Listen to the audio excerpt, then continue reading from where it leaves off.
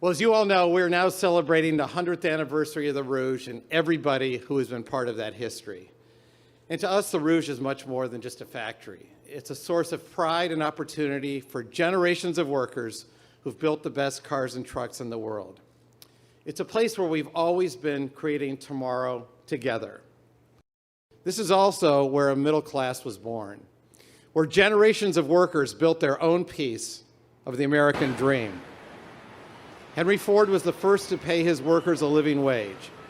He was one of the first to introduce the kind of profit sharing that we continue today.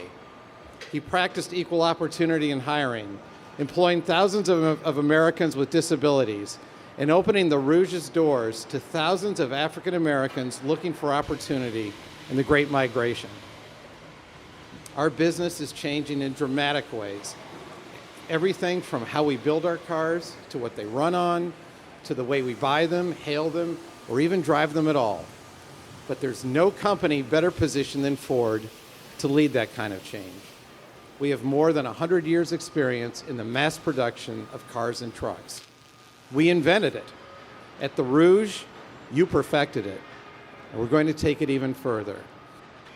And when it comes to building the best trucks in the world, we never rest. Whether they're gas, diesel, hybrid, or when the time comes, fully electric, they will power the world in a sustainable way and remain built Ford tough. Whatever future our employees dream up and design, one thing will remain a constant. We'll build it at the Rouge. The Rouge was our most important plant 100 years ago. It's our most important plant today, and it will be our most important plant tomorrow.